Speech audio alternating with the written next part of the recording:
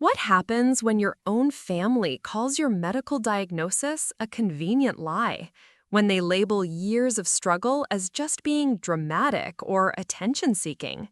I'm Maeve Johnson, and for 23 years, my older brother Derek convinced our entire family that I was just making excuses for being antisocial and weird.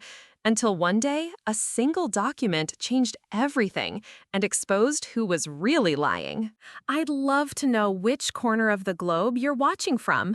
And if this story speaks to you, make sure to subscribe. Tomorrow's video is one you absolutely can't miss. Growing up in suburban Denver, I always knew something was different about me, but I couldn't put my finger on what it was.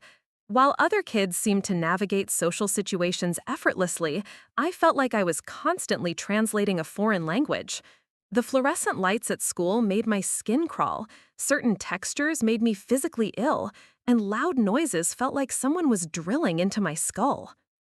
My parents, Patricia and Robert Johnson, were well-meaning but overwhelmed. Dad worked double shifts at the automotive plant, and Mom juggled 3 part-time jobs to keep us afloat.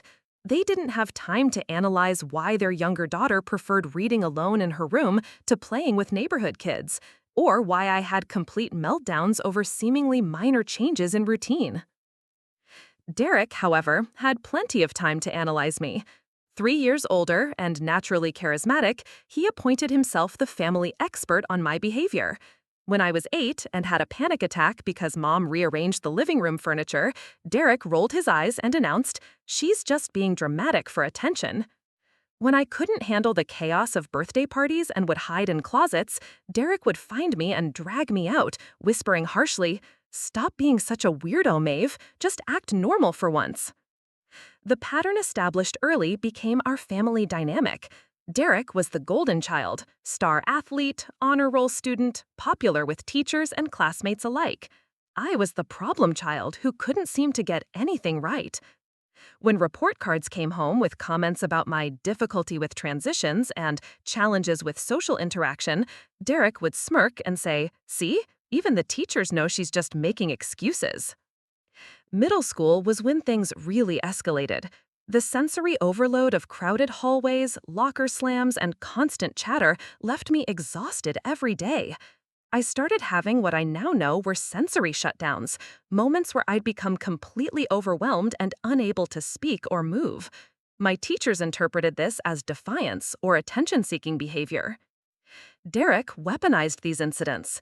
He'd come home from his own successful school day and regale our parents with exaggerated stories about how I'd caused a scene or embarrassed our family at school. He had a gift for making my genuine distress sound like calculated manipulation. "She does it because she knows it gets her out of things she doesn't want to do," he'd explain to Mom and Dad with the confidence of a seasoned psychologist. "Watch, next time there's something she doesn't like, she'll have one of her little episodes." The worst part was how often he seemed to be right, at least from their perspective. I would indeed struggle more when faced with things that were difficult for me. Group projects, presentations, crowded assemblies. To Derek, this was proof of my deception. To me, it was just surviving. High school brought new challenges and new ammunition for Derek's campaign against my credibility.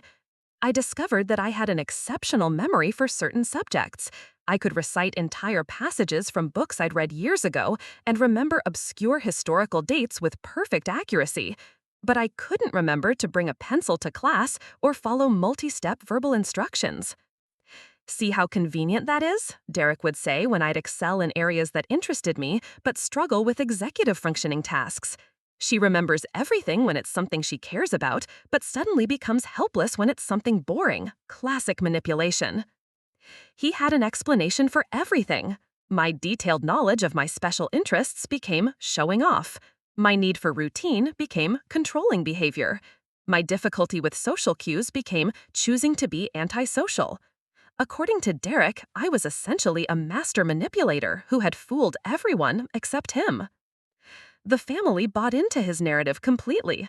When I'd try to explain how overwhelming certain situations were, Mom would sigh and say, "Maeve, you need to stop making excuses and just try harder." When I'd have a meltdown over unexpected changes, Dad would shake his head and mutter about enabling bad behavior.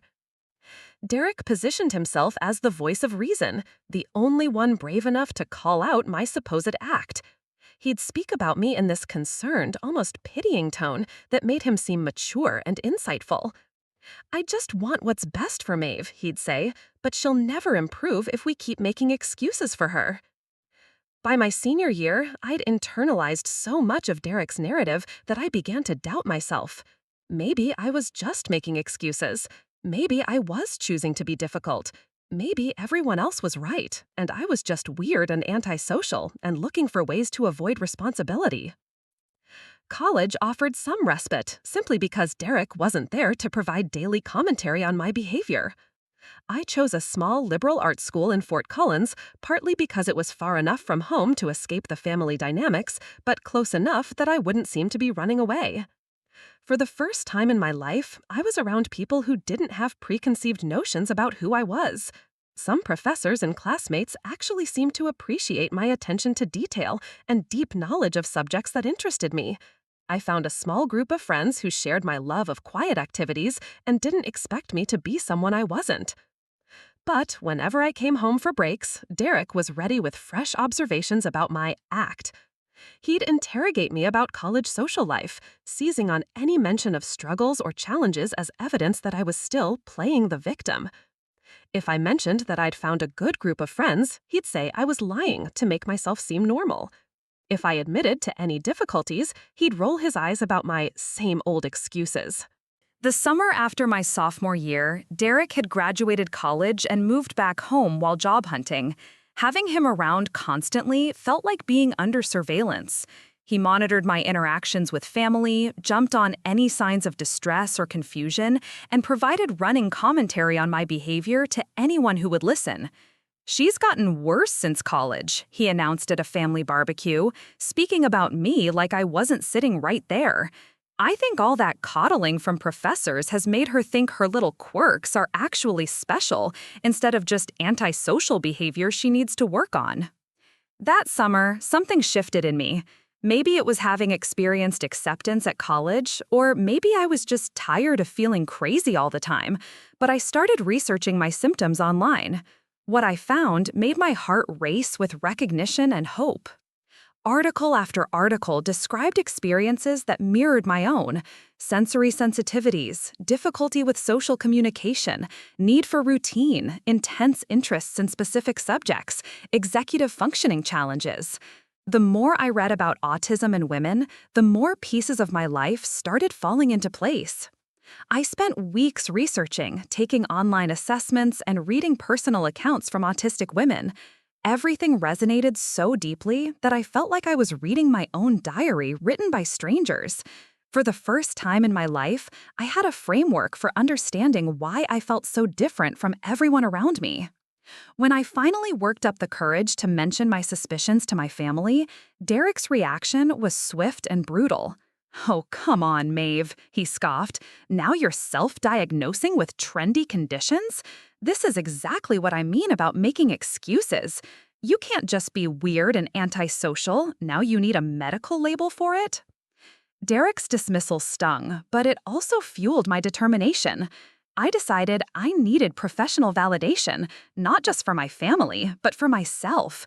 I couldn't continue living in this fog of self-doubt and confusion. Through my college's counseling services, I got a referral to Dr. Sarah Martinez, a neuropsychologist in Denver who specialized in autism assessments for adults. The first appointment was terrifying. I'd never been to any kind of mental health professional before, and Derek's voice echoed in my head the entire drive to her office. What if he was right? What if I was just a dramatic person looking for excuses? What if the doctor saw right through me? Dr. Martinez was nothing like I expected. She was warm but professional, probably in her 40s, with kind eyes behind wire-rimmed glasses. Her office was softly lit with natural light, and she'd clearly designed the space to be calming. No harsh fluorescence, minimal clutter, comfortable seating options. "Tell me what brought you here today, Maeve," she said, and something about her tone made me feel like she actually wanted to hear my answer. I started tentatively, describing some of my childhood experiences and current challenges. Dr. Martinez listened without interruption, occasionally nodding or making brief notes. She didn't look skeptical or dismissive. She didn't suggest I was overreacting or making things up. She just listened.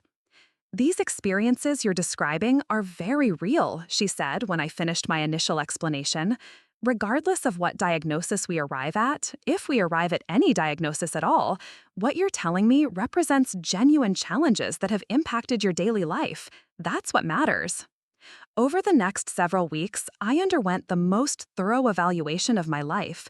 Dr. Martinez used multiple assessment tools, detailed interviews about my developmental history, cognitive testing, questionnaires about sensory experiences and social communication, behavioral observations during different types of tasks. She interviewed me about everything, from my early speech development to my current relationships. She had me complete puzzles and memory tasks while she observed how I approached problems. She asked detailed questions about my sensory experiences that no one had ever bothered to ask before. "Tell me about textures," she said during one session. "Are there certain fabrics or materials that bother you?" I described how clothing tags felt like sandpaper against my skin, how certain synthetic fabrics made me feel claustrophobic, how I couldn't concentrate if I was wearing uncomfortable shoes. She nodded knowingly, like these weren't strange admissions, but important data points. A lot of love and effort went into bringing this story to life. If you're enjoying it, we'd be so grateful if you'd subscribe to our channel. Now, back to where we left off. The testing revealed things about myself I'd never fully understood. My IQ was significantly above average, particularly in areas like pattern recognition and verbal reasoning. But I had notable difficulties with processing speed in certain contexts and with tasks requiring cognitive flexibility. "You have what we call a spiky profile," Dr. Martinez explained. "Very high abilities in some areas, but genuine challenges in others. This is actually quite common in autism, especially in women, who often develop sophisticated masking strategies." Masking, that was a term that hit me like a revelation. Dr. Martinez explained how many autistic women learn to camouflage their natural behaviors and responses to fit in socially. They study other people like anthropologists, copying gestures and expressions and social scripts until they can pass as neurotypical, but at enormous emotional and cognitive cost. "It's exhausting," she said, "and it often leads to anxiety, depression, and burnout. Many women don't get diagnosed until adulthood because they've become so skilled at masking that their struggles aren't obvious to observers." This explained so much about my college experience. I thought I was finally finding my place, but really, I'd just gotten better at performing normalcy. The friends I'd made were lovely people, but I was constantly analyzing social cues, rehearsing conversations in my head, and coming home drained from the effort of appearing effortlessly social. Dr. Martinez also had me complete questionnaires about my family relationships and support systems. When I described Derek's attitudes toward my behavior, her expression grew concerned. "Family invalidation can be particularly damaging for neurodivergent individuals," she said carefully. "When the people closest to you consistently dismiss your experiences as choices rather than neurological differences, it can lead to significant internalized shame and self-doubt."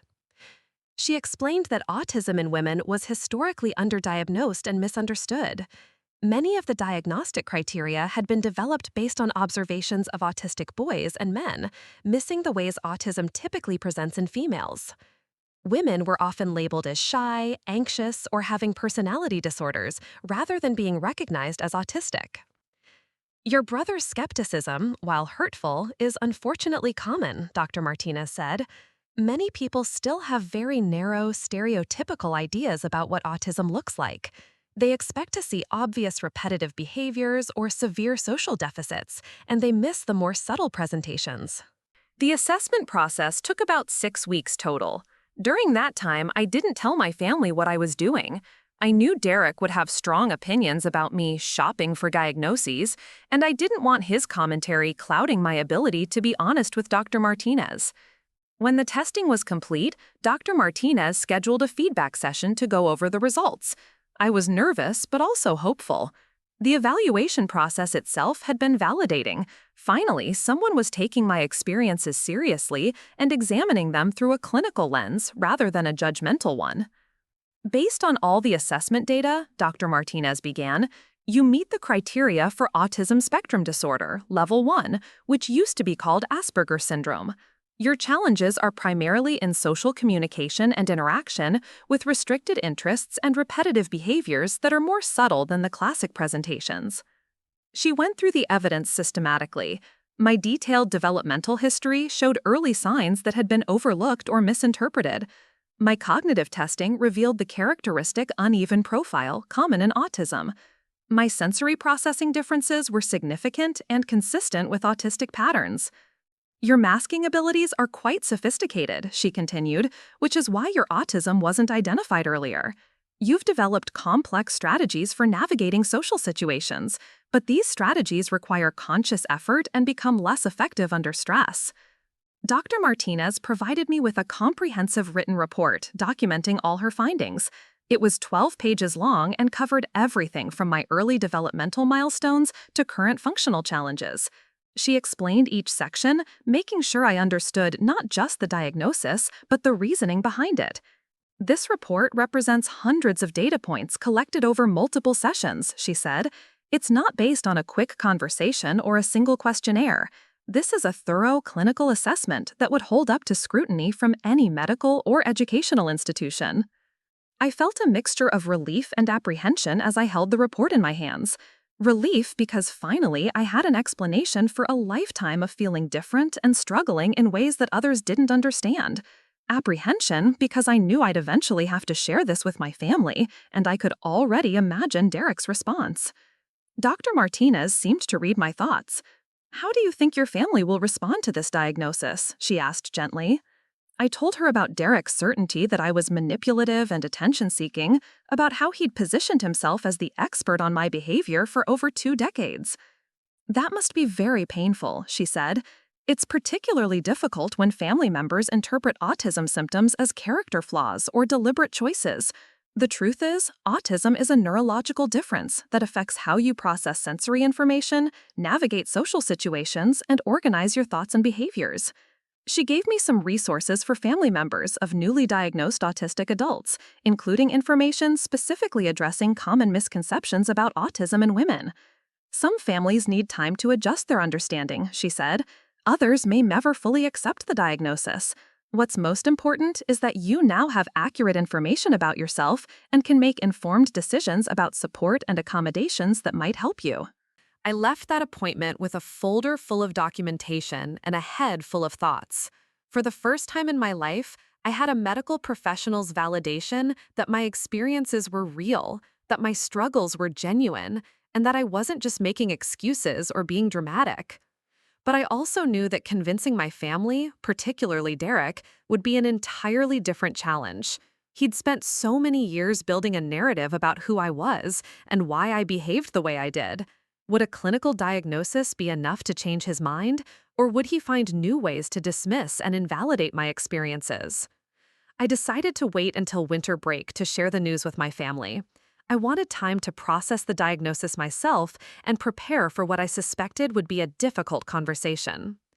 Winter break arrived with the usual chaos of family gatherings and holiday preparations. I came home carrying Dr. Martinez's report in my backpack like a secret weapon, unsure of when or how to deploy it. Derek had landed a job at a marketing firm in downtown Denver and was living at home temporarily to save money, which meant he was around constantly, monitoring family dynamics with his usual intensity. The first few days passed normally enough. Mom bustled around preparing for Christmas, Dad watched basketball games in his recliner, and Derek regaled us with stories from his new job. I tried to participate in family activities, but I felt different now. Not because my behavior had changed, but because I finally understood why certain things were so difficult for me. The breaking point came during Christmas Eve dinner at my Aunt Linda's house. The gathering included about 15 relatives crammed into her small dining room, with multiple conversations happening simultaneously, children running around, and the television playing holiday music in the background. The sensory overload was intense, but I was trying my best to cope. My cousin Tyler, Linda's 12-year-old son, was going through what his parents called a difficult phase. He'd been diagnosed with ADHD the previous year and was still adjusting to medication. During dinner, Tyler had a meltdown when someone moved his plate slightly to make room for a serving dish. He started crying and shouting about how nothing felt right and everything was ruined. Tyler, you need to calm down right now, Linda said firmly. This is not appropriate behavior. He can't just turn it off, I said quietly, remembering my own childhood experiences with seemingly minor disruptions causing major distress. Sometimes when your brain works differently, small changes can feel really overwhelming. Derek's head snapped up from his plate. "Oh, here we go," he said loudly enough for the whole table to hear. "Maeve's going to make everything about her and her self-diagnosed condition." The room went quiet, except for Tyler's continued crying. I felt every eye at the table turn toward me, and my face burned with embarrassment and anger. "I wasn't making it about me," I said, trying to keep my voice steady. "I was just saying that maybe Tyler isn't being difficult on purpose." "Right," Derek said with his signature eye roll, "because you're suddenly an expert on brain differences. What's next? Are you going to claim Tyler has the same fake condition you've convinced yourself you have?" Uncle Mike, Linda's husband, looked confused. "What condition?" he asked. Derek seized the opportunity to hold court. "Maeve's decided she has autism," he announced, using the same tone he might use to say I'd decided I was a unicorn. "She found some articles online, and now she thinks she's found the perfect excuse for being antisocial and weird her whole life." "It's not self-diagnosed," I said, my voice getting stronger. "I went to a specialist." "Oh, you mean you doctor shopped until someone told you what you wanted to hear?" Derek shot back. "Anyone can find a therapist who'll slap a trendy label on normal personality traits if you're willing to pay them." The accusation hit like a slap. Derek wasn't just dismissing my diagnosis, he was accusing Dr. Martinez of professional misconduct and me of fraud. Around the table, I could see family members exchanging glances, some looking uncomfortable with Derek's tone, but others nodding along with his reasoning. "That's not what happened," I said, but Derek was already continuing his performance. "Look, I get it," he said, turning to address the whole table like he was giving a presentation. "It's easier to blame everything on a medical condition than to take responsibility for your behavior. But I've lived with Maeve for 23 years. I've seen how she picks and chooses when to have her little episodes. I've watched her remember complex details about things she's interested in, but suddenly become helpless when it's something she doesn't want to do." My Aunt Linda looked sympathetic toward Derek. "It must be frustrating for you," she said. "You want to help your sister, but she has to want to help herself first." "Exactly," Derek said, warming to his theme.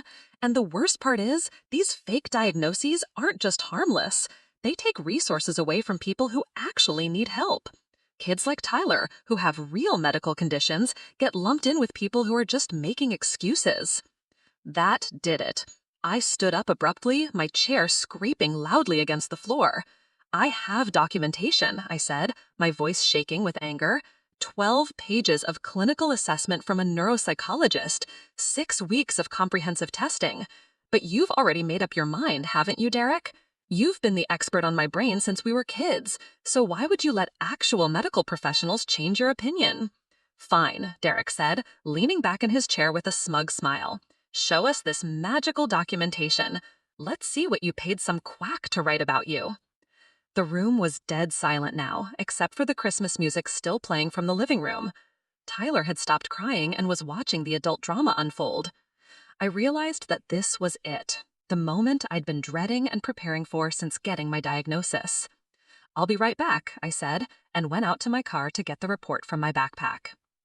When I returned, the family was buzzing with whispered conversations that stopped abruptly when I walked back in. I set the thick folder on the table in front of Derek. "Dr. Sarah Martinez, licensed neuropsychologist," I said, "board certified in clinical neuropsychology, specializes in autism spectrum disorders, 15 years of experience. But I'm sure you know better than she does." Derek picked up the report with theatrical skepticism, flipping through the pages quickly. "Anyone can write official-looking documents," he said, but I noticed he was actually reading sections of it. "Read the assessment methodology," I said. She didn't just talk to me for an hour and hand me a diagnosis.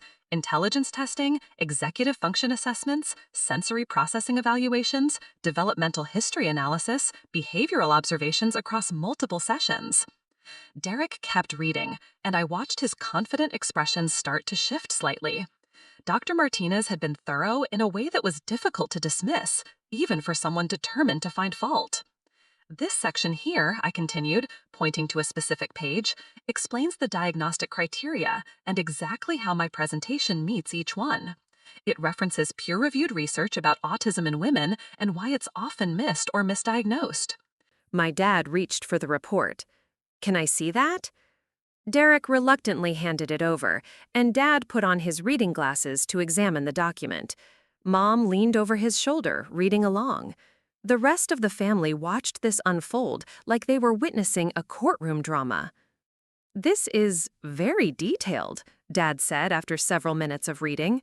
"She documented things about your childhood that I'd forgotten about, like how you used to line up your toys in specific patterns, and how you'd have meltdowns when we changed your routine. We always thought those were just phases," Mom added softly. "But reading this, it sounds like there was a pattern we didn't see." Derek wasn't giving up. "Of course it sounds official," he said. "These people are trained to make everything sound medical and scientific. But look at the symptoms she's describing. Being socially awkward, not liking loud noises, having obsessive interests. Half the people I know could qualify for this diagnosis if they wanted to." "Actually," said my cousin Jessica, who'd been quiet throughout the confrontation, "I don't think that's true." Jessica was in her final year of graduate school for speech-language pathology and had been working with autistic children during her clinical rotations. "The diagnostic criteria are actually quite specific," she continued, "and the assessment process this doctor used sounds consistent with current best practices. Derek, have you read much about autism spectrum disorders, especially how they present in women?" Derek looked annoyed at having his expertise questioned by someone other than me. "I don't need to read articles to know my own sister," he said. "But maybe that's the problem," Jessica said gently. "Sometimes being too close to a situation makes it harder to see clearly. And autism in girls and women often looks different from the stereotypical presentations that most people are familiar with." My Uncle Mike spoke up. "I have to say, Derek, some of the things you're calling manipulation sound like they could be medical symptoms. When Tyler has ADHD meltdowns, they look like tantrums to people who don't understand ADHD, but his doctor explained that his brain literally processes things differently." I watched Derek's face as he realized he was losing his audience. For years, he'd been the family authority on my behavior, and now multiple people were questioning his expertise. "This is ridiculous," he said, standing up. "You're all going to believe some stranger with a degree over someone who's lived with Maeve her entire life? I know her better than any doctor ever could." "Do you, though?" I asked quietly. "Because this report describes experiences I've never been able to explain to you. Dr. Martinez understood things about my childhood that I've never been able to make you understand. Maybe the problem isn't that I'm a master manipulator. Maybe the problem is that you've never actually listened to what I was trying to tell you." Derek stared at me for a long moment, and I saw something flicker in his expression. Uncertainty, maybe, or recognition, but it was quickly replaced by defensive anger. "Fine," he said, "believe whatever you want, but don't expect me to enable this victim mentality." He grabbed his jacket and headed for the door. "I'm going home." The room remained quiet for several minutes after Derek left, everyone processing what had just happened. Tyler, who'd been forgotten during the argument, quietly asked his mom if he could have some ice cream, and the normal sounds of family life gradually resumed. The days following Christmas were tense and awkward. Derek had moved out of our parents' house the day after the dinner confrontation, claiming he needed his own space, but clearly just avoiding further discussions about my diagnosis. He stayed with his college friend Brandon across town and communicated with the family primarily through brief, cold text messages. Meanwhile, something unexpected was happening with the rest of my family. My parents had taken Dr. Martinez's report home and were reading it thoroughly, discussing sections over their morning coffee when they thought I couldn't hear them. Mom had started asking me gentle questions about my sensory experiences, and Dad had begun turning down the television volume without being asked when I was in the room. Honey, Mom said one morning while we were cleaning up breakfast dishes, I've been thinking about when you were little. Do you remember how you used to organize your crayons by color intensity instead of using the box slots? I nodded, surprised she remembered such a specific detail. And you'd get so upset if someone mixed them up, even accidentally. We thought you were just being fussy, but reading that report, it says those kinds of behaviors are actually ways autistic children try to manage their environment.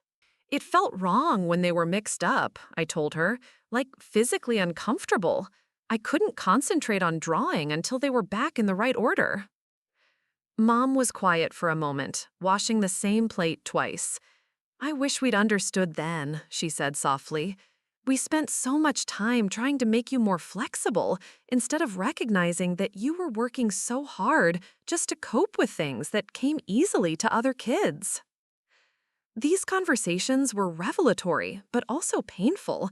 Every new understanding of my autism meant confronting years of misinterpretation and missed opportunities for support. My parents weren't trying to make me feel guilty, but the weight of all those years when I'd been labeled difficult instead of helped was overwhelming. Jessica, my cousin, who'd spoken up at the Christmas dinner, had been texting me regularly. She'd asked if she could share Dr. Martinez's report with one of her professors who specialized in autism research, and I'd agreed. The professor had confirmed that the assessment was extremely thorough and consistent with current diagnostic standards. Your brother's reaction is actually pretty common, Jessica texted me. My professor says family members often struggle with autism diagnoses because it challenges their existing understanding of the person's behavior. It's especially hard when they've invested years in alternative explanations. 3 weeks after Christmas, Derek finally agreed to meet with me and our parents for what Mom diplomatically called a family discussion. He showed up at the house looking tired and defensive, clearly dreading the conversation but unable to avoid it any longer. I want to start by saying that I love you, Maeve, Derek began, which was not how I'd expected him to open. But I still think you're making a mistake with this autism thing. I've been doing research since that dinner, and there are serious concerns about overdiagnosis and self-advocacy groups that convince people they have conditions they don't actually have. I felt my heart sink. Even faced with professional documentation and family support, Derek was doubling down on his skepticism. What kind of research? Dad asked, and I was surprised by the slight edge in his voice. Derek pulled out his phone and started reading from what sounded like a blog post. Quote, "The modern trend toward pathologizing normal personality variations has led to an explosion of self-diagnosed autism cases, particularly among young women seeking explanations for social anxiety and introversion." Where is that from? Jessica asked. She'd come over for the family meeting at Mom's request. It's an article by Dr. Richard Brennan, a respected psychiatrist, Derek said proudly. Jessica was already Googling on her phone. Derek, Dr. Brennan lost his license 3 years ago for unethical research practices, and this isn't published in a peer-reviewed journal. It's from a blog that promotes conversion therapy. The color drained from Derek's face. That wasn't mentioned in the article I found it on. This is the problem with internet research, Jessica continued. You can find sources to support any position if you're not careful about credibility. The scientific consensus on autism spectrum disorders is actually quite strong, especially regarding late diagnosis in women. Derek seemed to deflate slightly, but he wasn't ready to give up. Okay, fine, maybe that source wasn't great, but I still know Maeve better than any doctor. I've watched her manipulate situations her whole life. Give me a specific example, I said, surprising myself with how calm I sounded. Tell me exactly what you think I manipulated and how. Derek thought for a moment. Remember in high school when you'd have those panic attacks before presentations? You'd get out of doing them, and then the next day you'd be fine giving detailed explanations about your special interests to anyone who'd listen. That's actually a perfect example of autistic presentation, Jessica interjected. Many autistic people can speak fluently about their areas of intense interest, but struggle with performance demands in unfamiliar contexts. The anxiety isn't manipulative, it's a genuine response to a challenging situation. But she was fine talking about other things, Derek protested. Because those were her special interests, I explained. Derek, when I talked about historical topics or books I loved, I wasn't performing for a grade or being evaluated. I was sharing something I was genuinely passionate about with people who wanted to hear it. That's completely different from standing in front of a class giving a mandatory presentation on a topic I had no connection to. Mom spoke up. Derek, I've been thinking about this a lot since Christmas.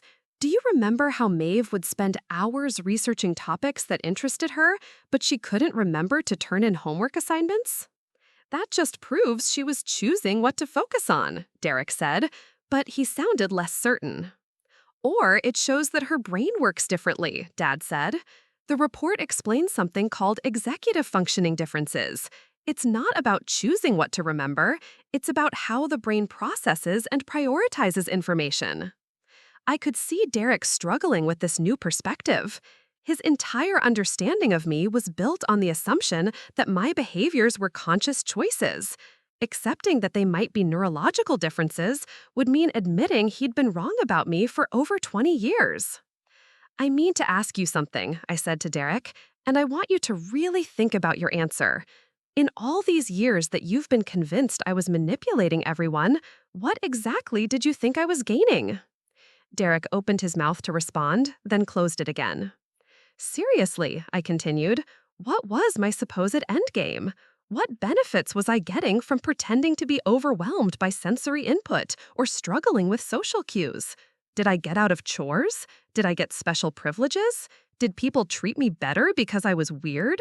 Derek was quiet for a long time, clearly thinking. When he finally spoke, his voice was smaller than usual. I guess I thought you were getting attention. What kind of attention, Derek? Because from where I was sitting, the attention I got was mostly negative.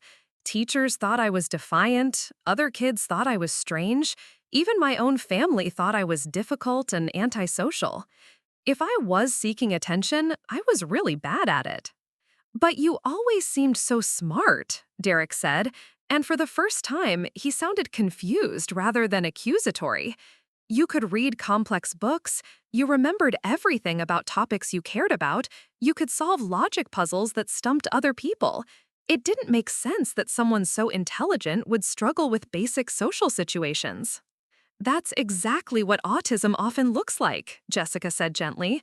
Uneven abilities are a hallmark of the condition. High intelligence in some areas, significant challenges in others. It's not a contradiction, it's a different neurological profile. Derek looked around the room, taking in the faces of his family members who were all regarding him with a mixture of sympathy and expectation. I could see the moment when his defensive certainty finally began to crack. I don't understand, he said, and his voice sounded younger somehow. If you really have autism, then what does that mean about all the things I've said about you? All the times I called you manipulative or attention-seeking? The room went very quiet. This was the moment we'd all been building toward. Derek's recognition that his narrative about me might have been wrong, and what that meant for our relationship. It means you were interpreting my behavior through the wrong lens, I said carefully.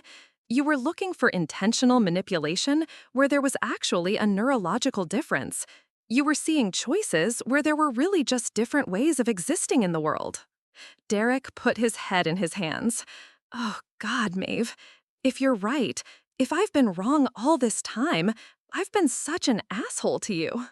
It was the first time I'd ever heard my brother admit he might have been wrong about anything, let alone something this fundamental to our relationship. Derek, Mom said softly, we all missed it. We all interpreted Maeve's differences as behavioral choices because we didn't know any better. The important thing is that we know better now. Derek looked up at me with an expression I'd never seen before, genuine uncertainty mixed with what might have been the beginning of remorse. "So, what happens now?" he asked. Derek's question hung in the air like a challenge none of us were quite prepared to answer. What happened now? How do you rebuild a relationship that's been built on fundamental misunderstanding for over 2 decades? "I think," I said slowly, "we start by acknowledging that this is going to be a process. You can't just flip a switch and suddenly understand autism, and I can't just forget 23 years of being told I was manipulative and weird." Derek winced at my words, but he didn't argue. That was progress. Over the next few weeks, something unprecedented happened in our family. Derek actually started educating himself about autism, not from random blog posts this time, but from legitimate sources. Jessica had given him a reading list that included peer-reviewed research articles, memoirs by autistic women, and clinical guidelines for diagnosis. The first sign that Derek was taking this seriously came when he texted me a link to an article about masking in autistic women, with a message that said, "This sounds like what you do at family gatherings. Is this what it feels like?" I was so shocked to receive a genuine question from Derek instead of a dismissive comment that I called him instead of texting back. "Yeah," I told him over the phone, "that's exactly what it feels like. Like I'm constantly performing a role and analyzing whether I'm doing it convincingly enough." "That sounds exhausting," Derek said, and I could hear something new in his voice, what might have been empathy. "It is," I admitted. "By the time I get home from any social event, I'm completely drained, even if it was fun. I need hours alone to recover." Derek was quiet for a moment. "Is that why you always disappeared to your room after family gatherings? We thought you were being antisocial, but you were actually recovering?" "Pretty much. The sensory input, the social monitoring, the effort to appear normal, it all adds up. I wasn't avoiding the family because I didn't love you all. I was hiding because I was overwhelmed." This conversation led to others.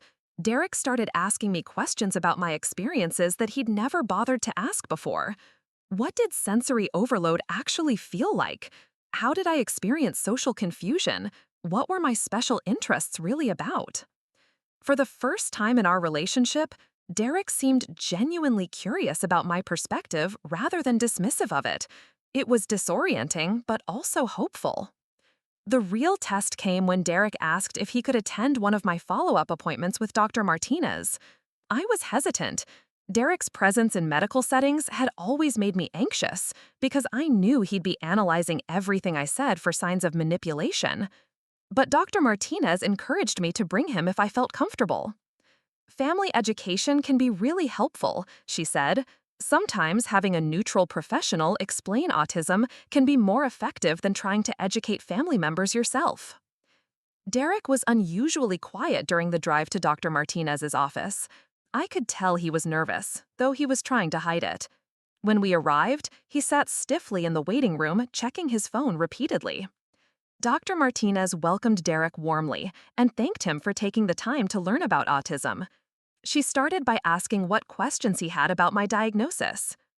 "I guess I still don't understand how someone can be so intelligent in some areas but struggle so much in others," Derek said. "It seems contradictory." Dr. Martinez nodded. "That's a very common misconception. Intelligence and autism aren't mutually exclusive. In fact, many autistic individuals have above-average intelligence. The challenges come from differences in how the brain processes sensory information, social cues, and executive functions." She pulled out a visual diagram showing different areas of brain function. "Think of it like this. Maeve's brain might be like a high-performance sports car, but with a navigation system that processes routes differently than standard GPS. The car runs beautifully on straightaways, but needs different strategies for complex intersections." Derek studied the diagram intently. "So when Maeve stumbled with things like group projects or presentations, it wasn't because she wasn't smart enough?" "Exactly. Group projects require multiple executive functions: social coordination, flexible thinking, time management, sensory processing of group dynamics. For an autistic person, these demands can be overwhelming, even if their intellectual abilities are superior. Derek turned to me. Is that why you always preferred individual assignments? I nodded. Group work meant tracking multiple people's communication styles, figuring out unspoken social hierarchies, managing conflicting ideas diplomatically, and dealing with the sensory chaos of multiple people talking at once. It was like trying to write an essay while solving a complex puzzle in a noisy room. Dr. Martinez continued explaining various aspects of autism, addressing each of Derek's questions with patience and clinical expertise. She showed him research about late diagnosis in women, explained the concept of masking, and described how autism can look different across individuals. One thing that's important to understand, she said, is that autism isn't something that can be overcome through willpower or better choices. It's a neurological difference that affects how someone experiences and interacts with the world. Accommodations and understanding can help autistic individuals thrive, but the underlying neurology doesn't change. Derek asked about my childhood behaviors that he'd interpreted as manipulation. Dr. Martinez explained how each one could be understood through an autism lens. Stimming behaviors that looked like attention-seeking, sensory shutdowns that appeared like defiance, special interest sharing that seemed like showing off. The key insight, she said, is that Maeve wasn't choosing these behaviors to achieve specific outcomes. They were natural responses to her neurological wiring. Understanding this distinction is crucial for family relationships. As we left the appointment, Derek was unusually thoughtful. In the car, he said something that surprised me. I owe you a massive apology. Derek, No, let me say this. I spent our entire childhood and adolescence convincing everyone that you were manipulative and attention-seeking. I made our parents doubt their instincts about supporting you. I probably prevented you from getting help you needed. And I did it all with such confidence, like I was some kind of expert. His voice was getting shaky, which was completely unlike Derek. The worst part is, I think I knew on some level that you weren't faking. There were times when you were clearly distressed or overwhelmed, and I chose to interpret it as performance because it was easier than admitting I didn't understand you. I pulled into a parking lot because this conversation needed my full attention. Derek was staring out the passenger window, his hands clenched in his lap. Why? I asked quietly. Why was it so important to you to prove I was fake? Derek was quiet for a long time. When he finally spoke, his voice was barely audible. Because if you weren't choosing to be different, then I was just mean to my disabled sister for no reason, and I couldn't live with that possibility. The honesty in his admission hit me like a physical blow. Derek had spent years building an elaborate narrative about my motivation, not because he truly believed it, but because he needed to believe it to maintain his self-image as a good person. So instead of considering that you might be wrong about me, I said, you doubled down on insisting I was manipulative. Yeah, Derek said miserably, and I got our whole family to believe it too. God, Maeve, what kind of person does that make me? I looked at my brother, really looked at him, and saw something I'd never seen before. Derek looked small and ashamed and genuinely remorseful. The confident, dismissive person who dominated our family dynamics for decades was gone, replaced by someone who was finally confronting the impact of his actions. It makes you human, I said finally. A flawed human who made serious mistakes, but human nonetheless. Derek turned to look at me, his eyes red-rimmed. How can you not hate me? It was a fair question.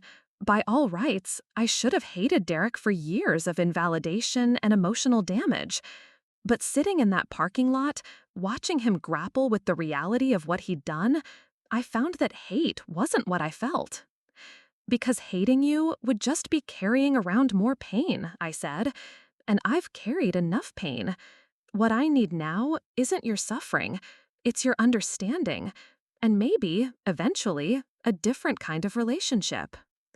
Derek wiped his eyes with the back of his hand. What would that look like? I don't know yet, I admitted, but maybe we could start with you believing me when I tell you about my experiences. Maybe we could try actual conversations instead of you explaining my own mind to me. Derek nodded slowly. I'd like that, if you're willing to try. We sat in silence for a few minutes, both processing the weight of this conversation. Finally, Derek spoke again. Can I ask you something? All those times I dismissed your struggles or called you dramatic, how much damage did that actually do? I considered the question carefully. Derek deserved honesty, even if it was painful for him to hear. A lot, I said simply. It made me doubt my own reality. It delayed my diagnosis by years. It taught me that my family couldn't be trusted with my real experiences. It's going to take time to unlearn those lessons. Derek absorbed this information with a gravity I'd never seen from him before. Then, I guess I have a lot of work to do to earn back your trust. Yeah, I agreed. You do. But Derek, the fact that you're finally willing to do that work, that's the first step. Rebuilding a relationship with Derek turned out to be more complicated than either of us had anticipated. His newfound understanding of autism was genuine, but 23 years of ingrained patterns don't disappear overnight. There were moments when I'd catch him starting to roll his eyes at something I said, only to stop himself mid-expression and look guilty.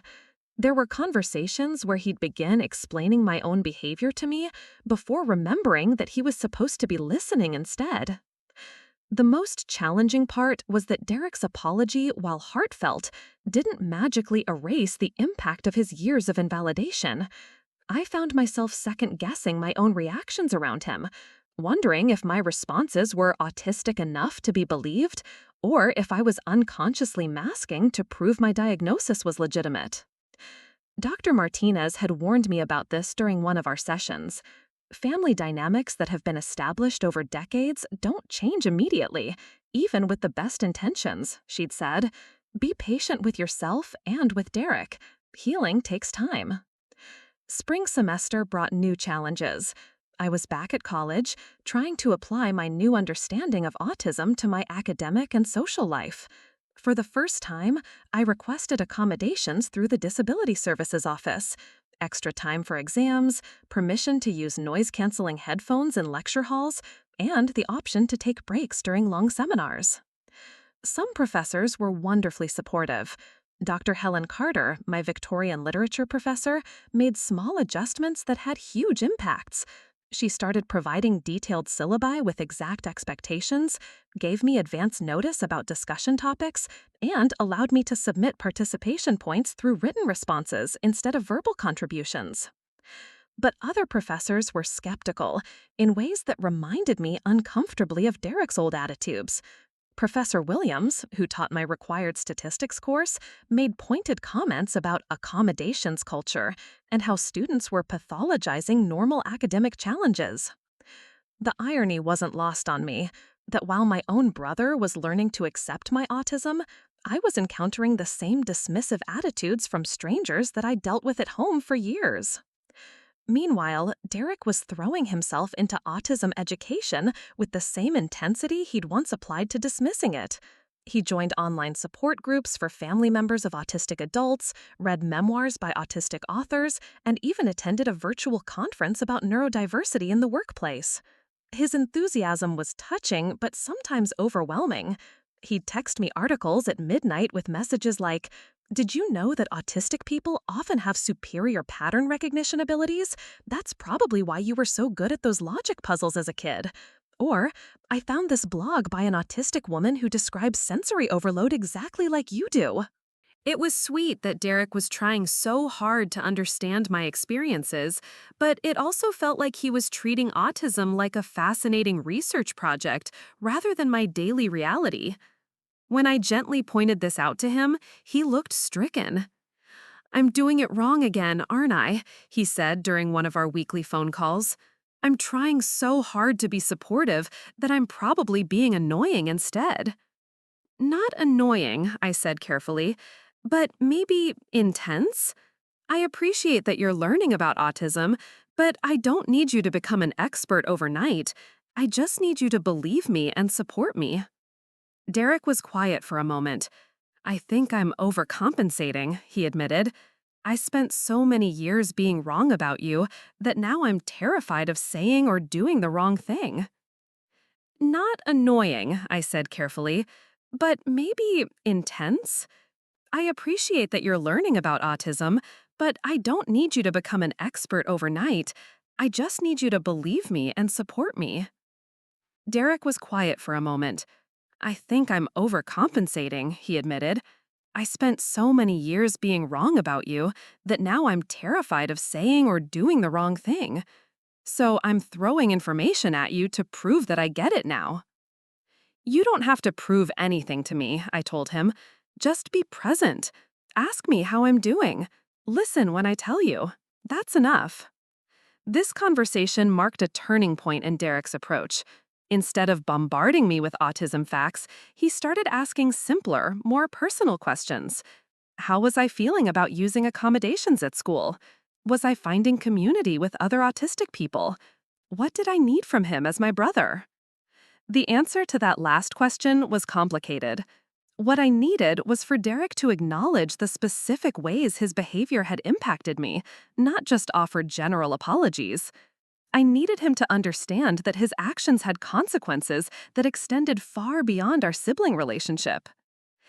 Can I tell you about something that happened last week? I asked him during one of our calls. And can you just listen without trying to fix it or explain it? Of course, Derek said, and I could hear him settling in to focus completely on the conversation. I told him about Professor Williams and the comments about accommodations culture.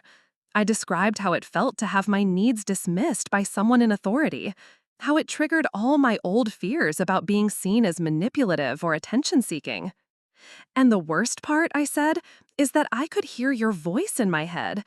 All those years of you telling me I was making excuses, it's like you trained me to doubt myself. Even when I know my accommodations are legitimate, part of me wonders if maybe I really am just looking for an easy way out. Derek was silent for a long time after I finished. When he finally spoke, his voice was thick with emotion. Maeve, I am so sorry. I didn't realize. I knew I'd hurt you, but I didn't understand that my voice was still in your head, making things harder for you now. It's getting better, I said. Dr. Martinez is helping me work through it. But Derek, this is what I mean when I say the damage was significant. It's not just about our relationship. It's about how I see myself and my place in the world. Derek asked if there was anything specific he could do to help counteract those internalized messages. I thought about it for a while before answering. Maybe when I tell you about challenges I'm facing, you could remind me that my experiences are valid, not because you're an autism expert now, but because you're my brother and you believe me. I can do that, Derek said immediately. And Maeve, your accommodations aren't excuses. Your professor is wrong. You have a documented disability and legitimate needs, and anyone who suggests otherwise is ignorant. It was exactly what I needed to hear, and it meant more coming from Derek than it would have from almost anyone else. The person who'd spent years telling me I was making excuses was now validating my needs without hesitation. But Derek's growth wasn't just about learning to support me. It was also about examining his own behavior patterns and motivations. During one particularly honest conversation, he told me he'd been thinking about why he'd been so invested in proving I was manipulative. I think part of it was that you got attention for being different, even if it was negative attention, he said. I was the normal kid who was supposed to have everything figured out. Nobody worried about me or wondered if I needed help with anything. Everyone just assumed I was fine. This admission surprised me. Derek had always seemed so confident and self-assured. The idea that he might have felt overlooked or envious of the attention my struggles received had never occurred to me. But Derek, I said, the attention I got wasn't good attention. People weren't worried about me in a caring way. They were frustrated with me for being difficult. I know that now, Derek said. But when I was younger, I think I just saw that you were the focus of family conversations, and I wasn't. It's not logical, and it's definitely not fair to you, but I think that's part of where my resentment came from. Understanding Derek's motivations didn't excuse his behavior, but it did help me see him as a more complex person, rather than just the antagonist in my story. He'd been dealing with his own insecurities and family dynamics, albeit in ways that had been harmful to me. The real test of Derek's changed perspective came when we attended a family barbecue together for the first time since my diagnosis. Extended family members who'd witnessed the Christmas dinner confrontation were curious about the resolution, and several people made comments that revealed they still didn't fully understand autism. When my Uncle Pete joked that everyone's a little autistic these days, I felt my stomach clench, preparing for the familiar experience of having to defend my diagnosis. But before I could respond, Derek stepped in. "Actually, Uncle Pete, that's not accurate," Derek said calmly but firmly. "Autism is a specific neurological condition with diagnostic criteria. It's not a personality trait that everyone has a little bit of. Maeve went through extensive testing with a specialist, and her diagnosis is legitimate and important." I stared at Derek in amazement. Not only was he defending my diagnosis, but he was doing it without making me the center of uncomfortable attention. He'd stated the facts clearly and moved the conversation along without turning it into a confrontation. Later, when my cousin made a comment about how I seemed so normal that she wouldn't have guessed I was autistic, Derek again intervened smoothly. "Autism in women often looks different than the stereotypes people are familiar with," he said. "Maeve's really good at masking her challenges in social situations, but that doesn't mean the challenges aren't real." By the end of the barbecue, I was emotionally exhausted from all the social demands, but I was also profoundly grateful for Derek's support. For the first time in my life, I'd had a family advocate who understood my experiences and was willing to stand up for me publicly. As we drove home together, Derek asked how I was feeling about the day. "Tired," I said honestly, "but also protected. I've never had someone defend my reality like that before. Thank you." Derek nodded, keeping his eyes on the road. "That's what family should do," he said simply. "I'm sorry it took me so long to figure that out." 2 years have passed since that Christmas dinner confrontation, and the transformation in our family dynamics has been profound but gradual. Derek now works as a project manager at a tech company in Boulder, and one of the first things he did after getting promoted was advocate for neurodiversity awareness training at his workplace. When he told me about presenting research on autism accommodations to his leadership team, I barely recognized the person who used to dismiss my struggles as attention-seeking behavior. The changes in Derek weren't just performative or temporary, he'd fundamentally shifted his understanding of what it means to be supportive. Instead of trying to fix me or explain to me, he'd learned to simply accept me. When I told him about struggling with a particularly difficult semester, he didn't offer solutions or minimizing comments. He just said, "That sounds really hard. What would be most helpful right now?" My own journey with my autism diagnosis had evolved significantly too. Working with Dr. Martinez, I developed better strategies for managing sensory overload and communicating my needs. I'd connected with other autistic adults through online communities and local support groups, finding a sense of belonging I'd never experienced before. College had become more manageable with proper accommodations and self-advocacy skills.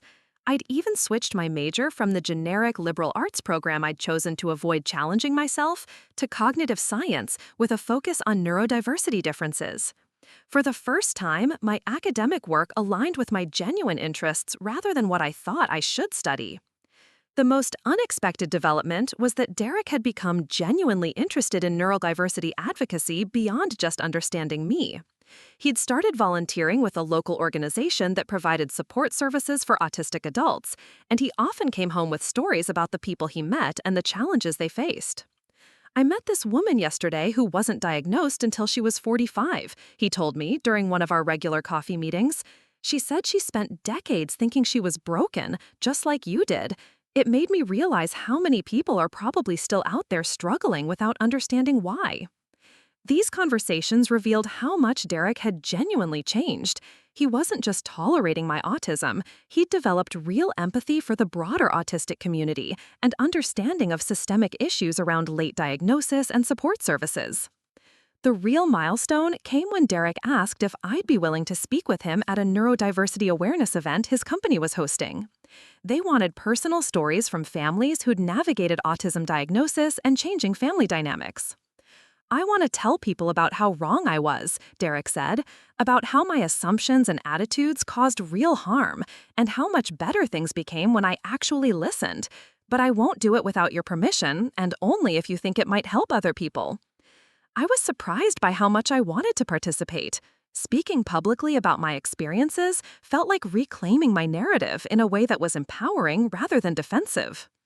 The event was held in a conference room at Derek's company, with about 50 employees and family members in attendance.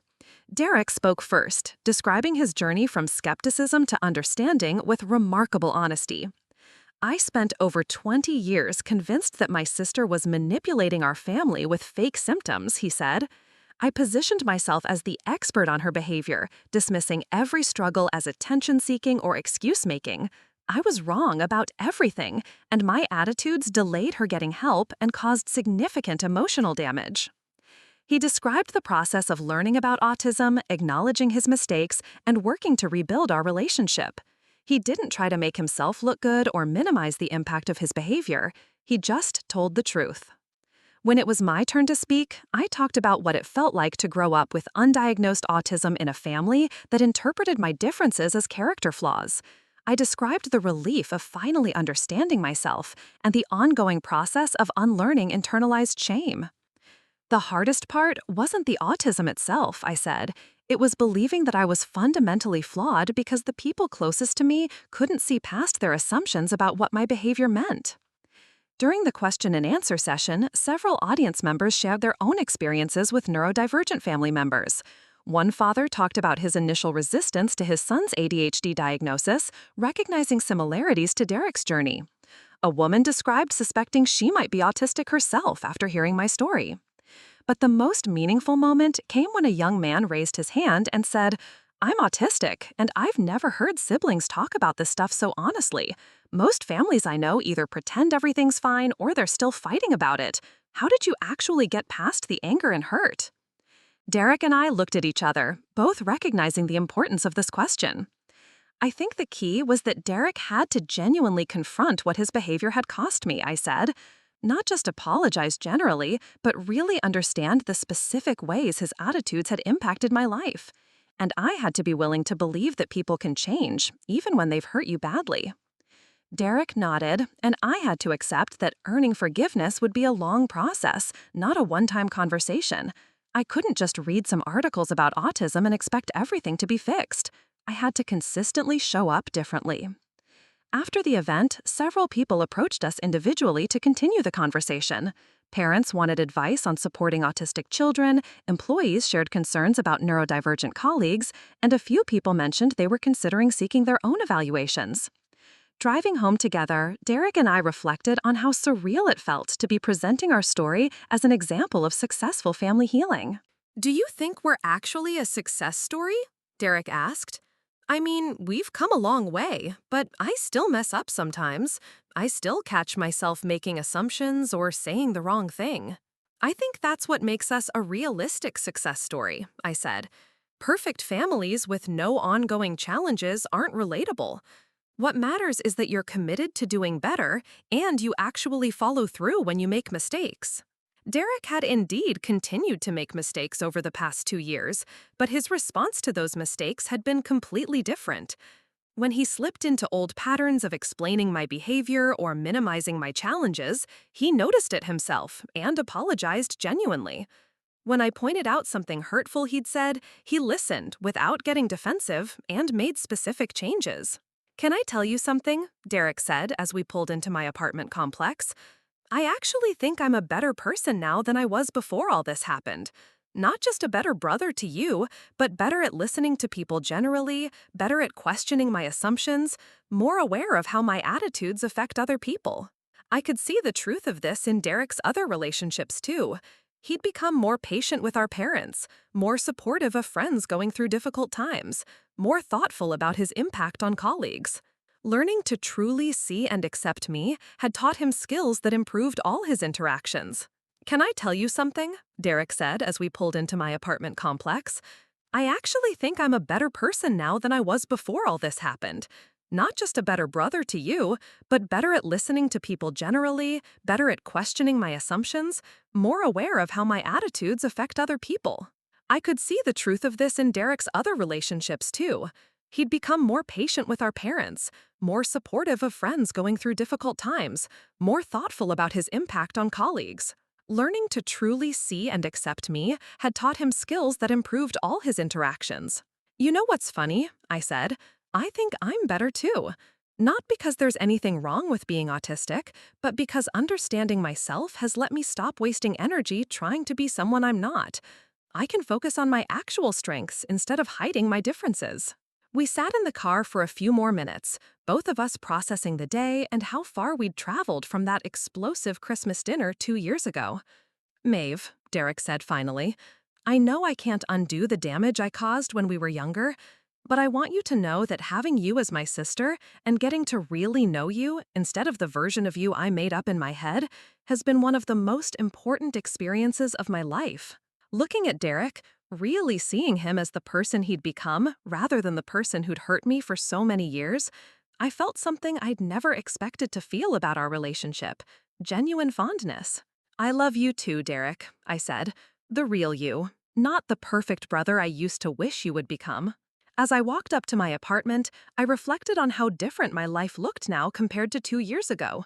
I had a diagnosis that explained my experiences, accommodations that made daily life more manageable, a support network of other autistic people, family relationships based on understanding rather than misinterpretation, and most importantly, a sense of my own worth that wasn't dependent on hiding who I really was.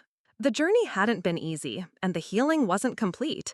There were still difficult days, still moments of doubt, still times when Derek and I had to navigate misunderstandings.